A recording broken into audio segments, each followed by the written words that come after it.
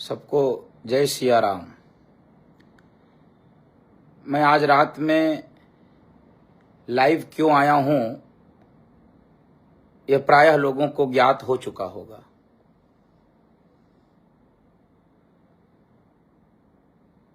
प्रायः कथा में ही लाइव रहता हूं और उसके बाद जब भी लाइव आता हूं, देश धर्म की किसी गंभीर स्थिति पर ही विचार प्रकट करने के लिए और आप सबका विचार जानने के लिए मैं लाइव आया हूं। दुख इतना है, कष्ट इतना है कि शब्दों में तो उसको व्यक्त मैं नहीं कर पाऊंगा। आज कश्मीर के पहलगाम में जो हमला हुआ है, इसको कदापि यह मत विचार कीजिएगा कि यह कश्मीर पर हमला है अथवा उस हिस्से में हमला हुआ है जहां पर मुसलमान ज्यादा रहते हैं। यह भारत राष्ट्र पर हमला है, भारत की अस्मिता पर, भारत की एकात्मता पर, भारत की सहिष्णुता पर हमला है। ये इतना भी कोई कायर हो सकता है? इस प्रकार से जाति पूछ कर नहीं आज हमला हुआ है। देश भर के उन नेताओं से मैं पूछना चाहता हूं जो जाति के नाम पर अपनी गंदी राजनीति करते हैं, वोट की राजनीति करके भारत के हिंदुओं को बांटते रहते हैं। कहां हैं वो सारे लोग? आज पीडीए पूछकर नहीं मारा गया, ब्राह्मण क्षत्रिय वैश्य शूद्र पूछकर नहीं मारा गया। आज ट्राउजर और पैंट उतरवाकर धर्म पूछकर मारा गया है। जो नहीं बता पाए उनके पैंट उतरवाकर उनको मारा गया है। हम लोग समझ पा रहे देश किस स्थिति में चला जा रहा है।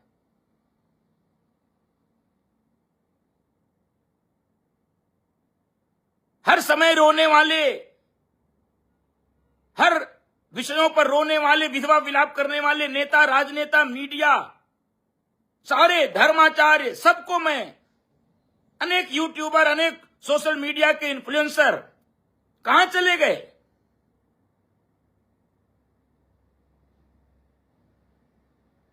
आज देश में, उस कश्मीर में हिंदुओं को पूछ के मारा जा रहा है। उनकी महिलाओं को छोड़ दिया गया। ये किस धर्म के लोग हैं? कौन सी शिक्षा पाए हैं? आपको वीरता प्रदर्शित करनी है, आप वीरता प्रदर्शित करिए। आप इस प्रकार से कायराना ढंग से आप हिंदुओं को पूछ के मार दिए, उनकी पत्नियों को, उनकी महिलाओं को आपने छोड़ दिया।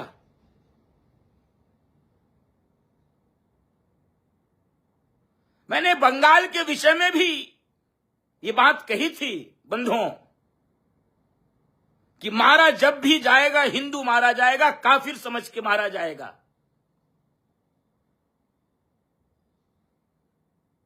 मैं बोलने की स्थिति में नहीं हूं। मन अत्यंत दुखी है और किसी भी सीमा पर जाकर इस विषय का बदला लिया जाना चाहिए। कठोर से कठोरतम कार्रवाई।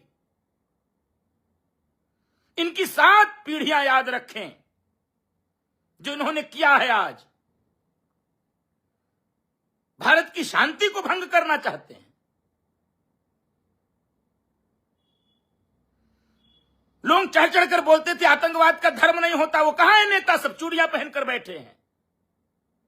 क्यों नहीं आकर बोल रहे हैं कि आतंकवाद का धर्म होता है?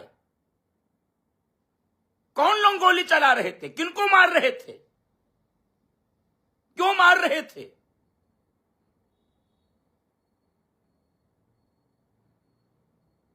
कश्मीर भारत का अभिन्न अंग है। इस कारण से वहां भी खुशहाली होनी चाहिए। भारत का और दुनिया का पर्यटक वहां पर जाता है वहां के पर्यटन को बढ़ावा देने के लिए, और आप धर्म पूछकर पैंट उतरवा कर आप मार रहे हैं। इससे घृणित, इससे दुखित, इससे नंदनीय और इससे कायराना कोई कदम नहीं हो सकता है।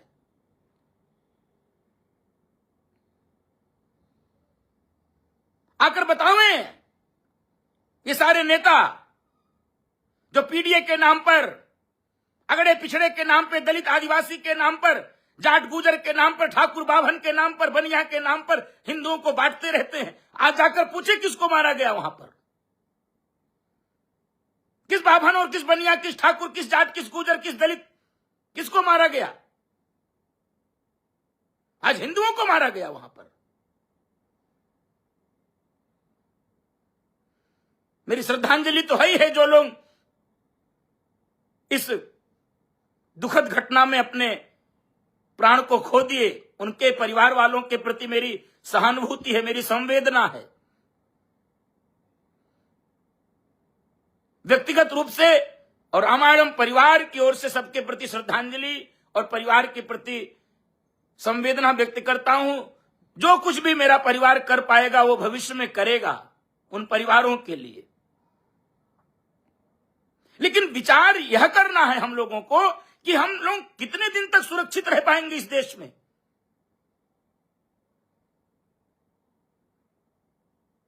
जिस देश में पर्यटकों को, निहत्थे लोगों को, निर्दोष लोगों को, और ये सारे निहत्थे हो या निर्दोष हो, ये सब हिंदू हैं इसलिए मारे गए हैं, वहीं पर छोड़ दिया गया मुसलमानों को।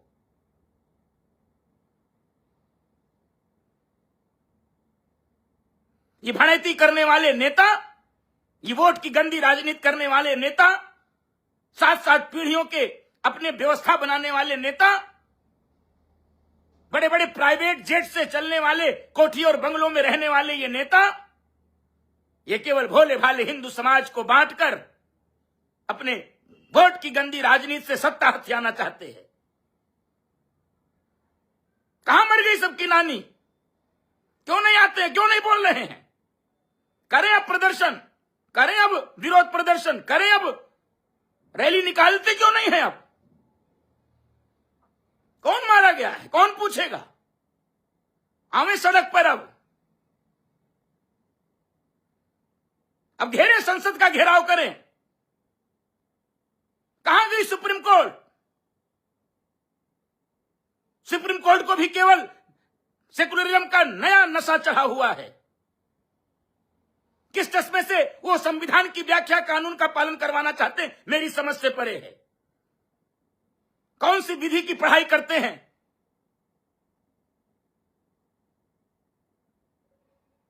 बंधुओं, माताओं, दर्शकों, जो अपना नहीं हो सकता, अपने धर्म का नहीं हो सकता, अपने माता पिता का नहीं हो सकता, वो किसी का नहीं हो सकता है।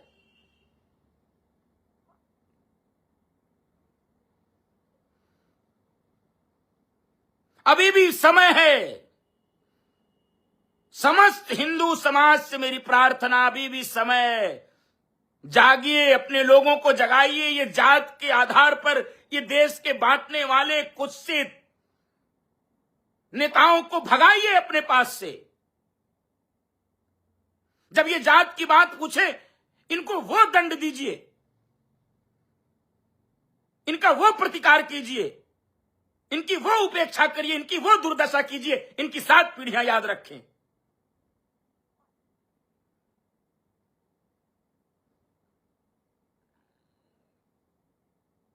आतंकवाद का धर्म नहीं होता। भगवा आतंकवाद की बात करने वाले इस देश के नेता कहां मर गए? अब कहां हुआ आतंकवाद भगवा आज तक देश में? किस हिंदू ने, किस निर्दोष की जान ली है आज तक?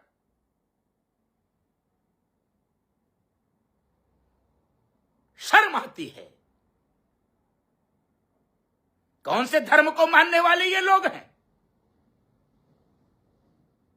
किसको प्रसन्न कर रहे हैं? घूमने वाले पर्यटकों को इस प्रकार से, मेरी कल्पना से परे है यह बात, मेरी कल्पना से परे है।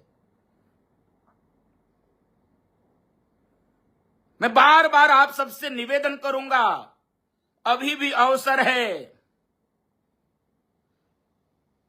और ये धर्माचार्य भी कहां गए? बड़ी बड़ी बातें करते रहते हैं, ऊंचा नीचा अगड़ा पिछड़ा ब्राह्मण क्षत्रिय लड़ाते रहते हैं, श्रेष्ठता और निम्नता की बात करते रहते हैं, क्यों नहीं आकर बोलते हैं? मुझे संख्या का अनुमान नहीं है, मुझे लगता है कि 30 से ज्यादा हमारे हिंदू भाइयों की हत्या की गई है। पूछकर मारा गया इस आधार पर कि श्रेष्ठ है ब्राह्मण इसलिए छोड़ दे, क्षत्रिय को छोड़ दे, ये दलित है इसलिए छोड़ दे, ये यादव इसलिए छोड़ दे, ये कुर्मी है, ये कहार है, ये जाट है, ये गुजर है, ये तेली है, ये धोबी है, ये नाई है। किसको छोड़ा गया?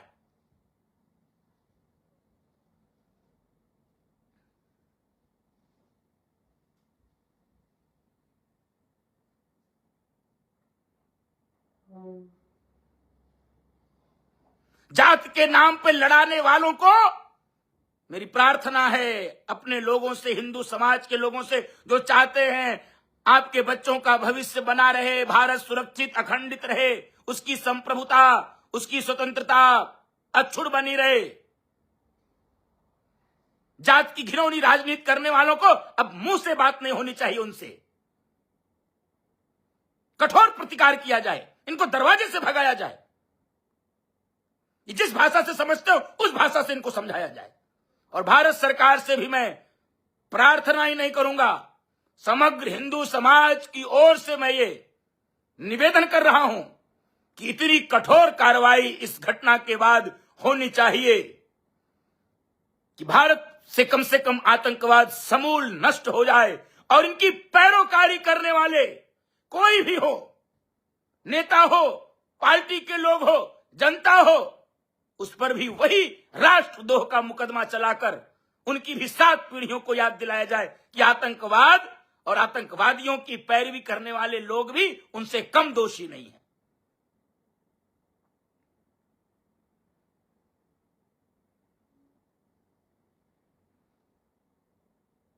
ये देश नष्ट हो जाएगा, कहां राजनीति करोगे? हिंदू जब बचेगा ही नहीं, किस हिंदुओं को बांटोगे?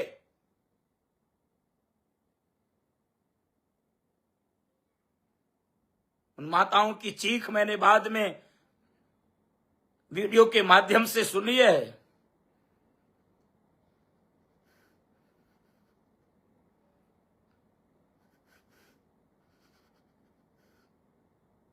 कोई उसमें मां कह रही है कि मेरे पति को बचा लो, कोई बहन कह रही है ये पूछ के कि ये मुसलमान नहीं है, इसको मार दो।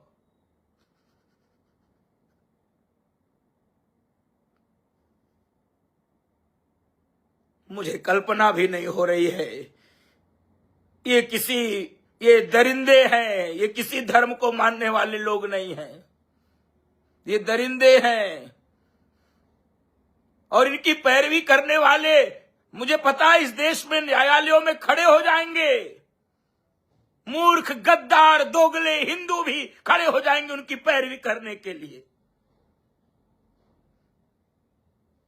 और मैं भारत सरकार और भारतीय जनता पार्टी से भी कहना चाहूंगा, ये सॉफ्ट हिंदुत्व की राजनीति करना छोड़िए। कब तक हमारे निर्दोष भाई मारे जाएंगे? चाहे वो बंगाल हो, चाहे वो कश्मीर हो, चाहे वो बांग्लादेश हो, कब तक मारे जाएंगे? कब तक ये गजनवी औरंगजेब की वकालत करने वाले लोग इस देश में वोट बैंक की राजनीति करने के लिए हिंदुओं को सताएंगे, हिंदुओं को तड़पाएंगे? कब तक ये होगा?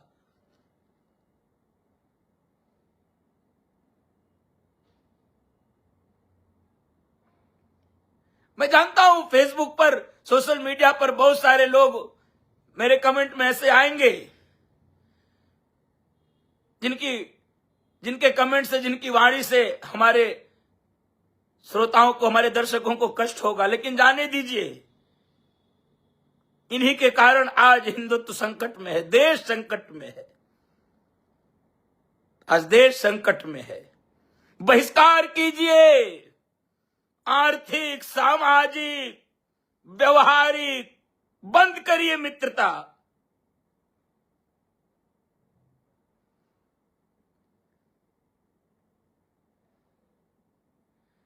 कोई लिख रहा है, आपको देखकर लगता है चुनाव लड़ने के लिए कर रहे हो।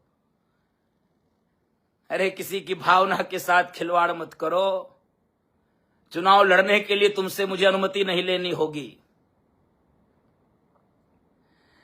मैं इस कार्य में, यद्यपि मैं कमेंट्स पढ़ता नहीं हूं बंधुओं, लेकिन सामने आ जाता है तो कभी लगता है इस तरह के लोगों को ही अब पहचानने की आवश्यकता है। मेरे बारे में जो लोग जानते हैं वो यह तो बात समझते हैं और जानते हैं कि मेरे आयु का क्षण क्षण, और ये केवल भाषण के लिए नहीं, मेरा रक्त का कण-कण हिंदू समाज के लिए है, हिंदू राष्ट्र के उत्थान के लिए है, हिंदुत्व के उन जीवन मूल्यों की स्थापना के लिए है। मैं अपने व्यासपीठ से भी कभी कोई समझौतावादी बातें नहीं करता हूं।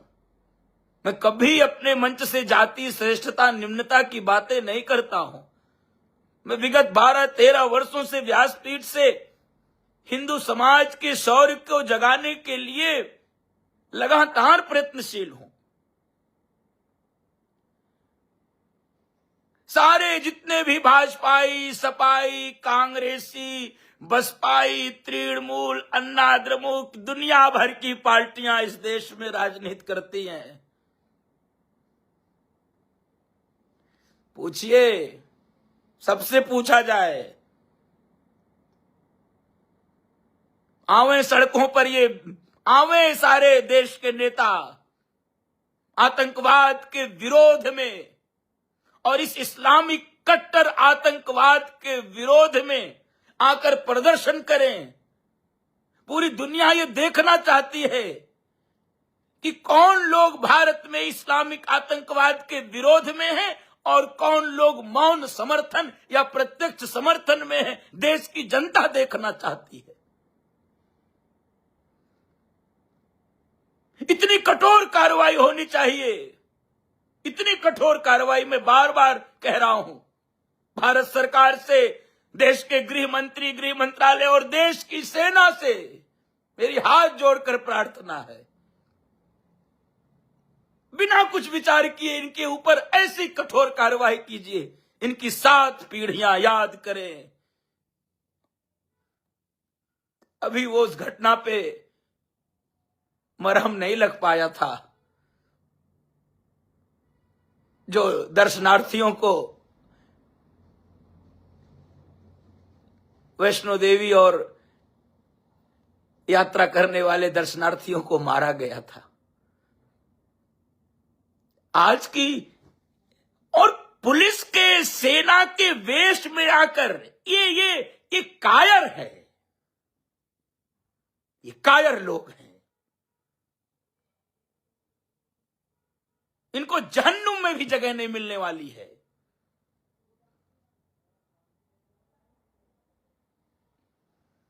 इनके परिवार को वह दुर्दिन झेलना पड़ेगा।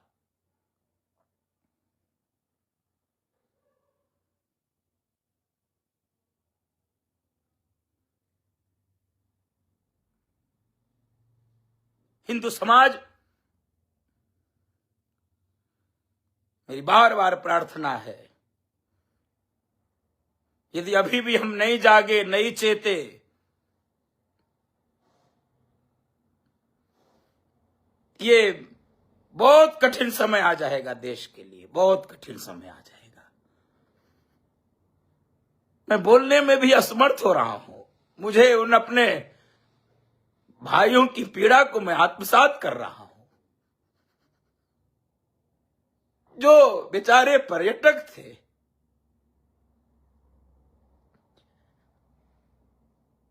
इनका कोई दोष नहीं था।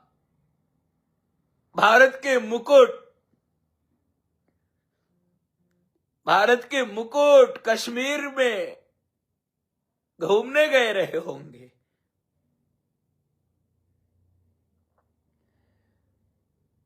आज वो काल के गाल में समा गए। तो कोई नेता नहीं आएगा, मैं जानता हूं। ये वक्फ के लिए आ सकते हैं, ये मस्जिद और मजार बचाने के लिए आ सकते हैं, ये उनका वजीफा बचाने के लिए, उनकी नौकरी बचाने के लिए आ सकते हैं। आज हिंदू मारा गया है, इनकी जवान पे चुप्पी लग गई होगी। ये नहीं बोलेंगे, ये अब नई विधवा विलाप करेंगे, अब ये नई हमदर्द बनेंगे। अब इनको कोई दर्द नहीं होगा, क्योंकि ये उस समाज के लोग मारे गए हैं जब ये नेता जानते हैं इनको हम बार बार जातियों में तोड़ देंगे और अपनी गंदी राजनीति की रोटी सेंक लेंगे। इनकी चिताओं, हम हिंदुओं की लाशों पर ये राजनीति करने वाले लोग हैं। हमको बांट बांट के उस पर राजनीति करने वाले लोग हैं। 30 से ज्यादा पर्यटकों को मार दिया। वो घायल हैं। परमात्मा उनको बहुत सहन शक्ति दे और उससे ज्यादा शक्ति सामर्थ्य संपूर्ण हिंदू समाज को दे। बहुत देर में इस विषय पर बोल सकता हूं।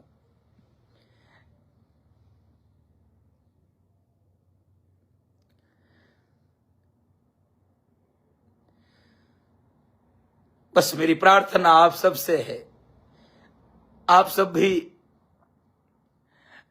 भी अपने प्रतिकार प्रतिशोध, अपने विचार व्यक्त कीजिए। इस लाइव को भी हो सके तो शेयर करिए, अधिक से अधिक हिंदुओं के बीच में पहुंचे। मेरी ये पीड़ा मैं सफाई देने के लिए नहीं बोल रहा हूं, ये राजनीतिक ये वक्तव्य नहीं है, ये मेरे हृदय की पीड़ा है। बाल्यकाल से ही अभी तक हिंदू समाज के चिंतन के लिए ही जीवन व्यतीत हुआ है, आगे भी इसी समाज के लिए होगा। उन कायराना हमला करने वाले इस्लामिक कट्टर आतंकवादियों को तो इस धरती पर कहीं जगह नहीं मिलने वाली है। उनके समर्थन करने वाले लोगों को भी जगह नहीं मिलने वाली है। बस हिंदू समाज से मेरी प्रार्थना है, अब समय आ गया, अब जाकर कोई ले आवे लाश, ना जाकर लावे लाश। अब किसकी लाश की गई, कौन पीडीए के, जाकर लावे लाश। ये हिंदू समाज को बांटने वाले, राजनीति करने वाले नेता जाकर अब लाश गिने, कौन मरा, पिछड़ा मरा, दलित मरा, आदिवासी मरा, कौन मरा, जाकर गिने।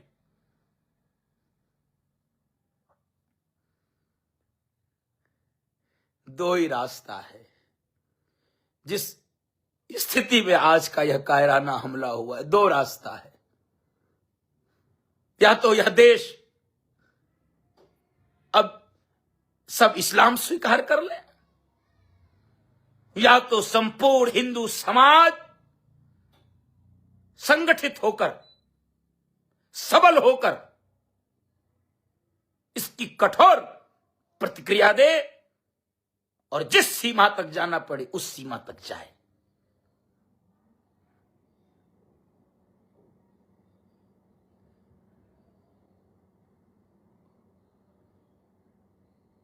और अब इस प्रकार से लुका छिपी और सॉफ्ट कॉर्नर रखकर ये अब राजनीति नहीं हो पाएगी देश में। बोलना पड़ेगा, खुलकर बोलना पड़ेगा। ये देश हिंदुस्तान है, हिंदुओं का देश है। उस हिंदुओं के देश में हिंदुओं को गोली मारी जा रही पैंट उतारकर। कितने नवविवाहित जोड़े गए रहे होंगे, कितने नवविवाहित जोड़े गए रहे होंगे, कश्मीर जाते हैं, आज उनकी पत्नियां विधवा हो गई, आज उनकी पत्नियां विधवा हो गई। बंगाल का दर्द अभी शांत नहीं हुआ था, घाव भरा नहीं था, और ये कश्मीर की घटना, मैं तो कथा के व्यासपीठ पे था, लौट कर आया तो मैंने एक एक्स पर देखा न्यूज, फिर मैं जाकर कुछ विषयों को समझा बूझा, फिर नहीं, मेरी स्थिति तो नहीं हो पा रही थी। लेकिन मैं जानता हूं बंधुओं माताओं प्रिय दर्शकों, ऐसे विषयों पर लोग डरते हैं बोलने से। कुछ तो इतना कठोर हो, इतनी कठोर कार्रवाई हो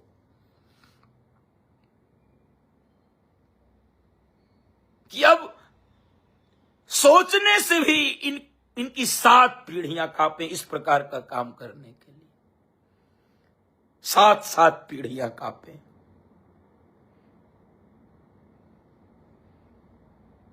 मत लड़िए, बहुत हो गया, मत लड़िए। अब लड़ना है तो आतंकवाद के विरोध में, विधर्मियों के विरोध में, आतताइयों के विरोध में लड़िए, होइए संगठित।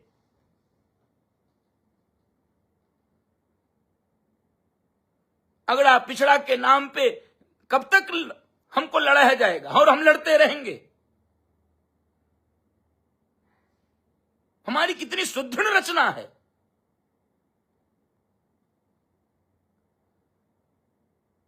और ये भाईचारा, ये झूठा भाईचारा भी बंद किया जाए।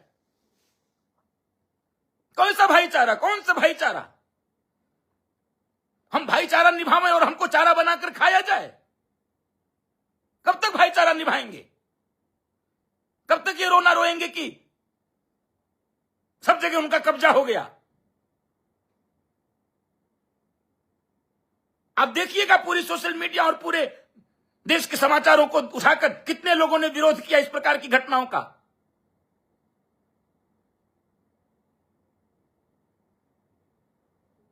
आर्थिक बहिष्कार, सामाजिक बहिष्कार कीजिए।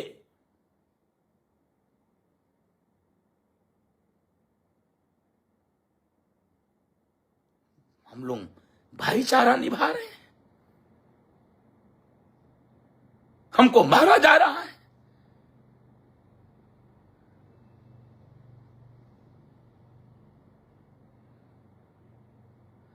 और देश की वर्तमान सरकार से भी मैं अनुरोध करूंगा और कड़े शब्दों में भी कहूंगा कि तैयारी बनाइए, तैयारी बनाइए।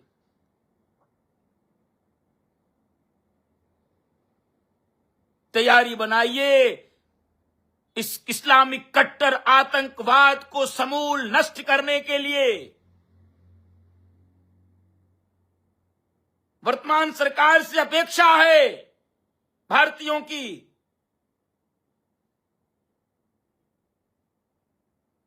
अपेक्षा है उनकी।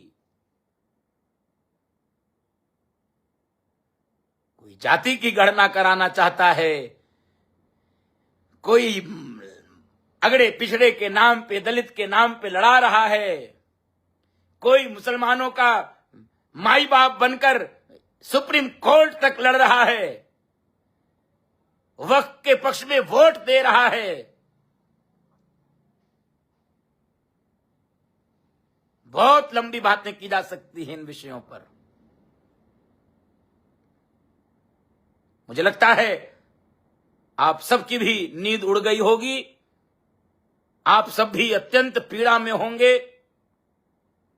लेकिन अपनी पीड़ा को, अपने दुख को शांत मत होने दीजिएगा।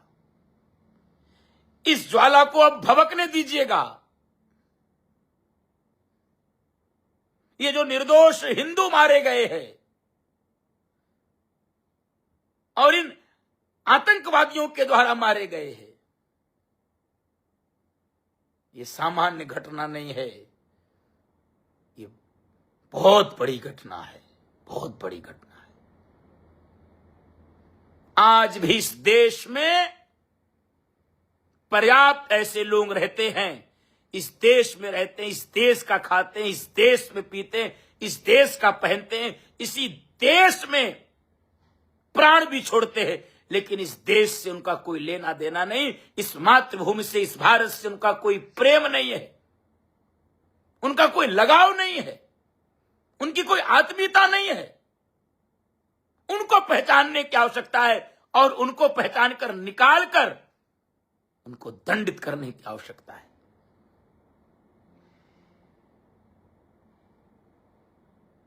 ये वो लोग हैं जिनको वंदे मातरम बोलने में शर्म आती है, चाहे वो सड़क से लेकर संसद तक कोई भी हो। ये इन घटनाओं के पीछे कारक है, जिनको भारत माता की जय बोलने में शर्म आती हो।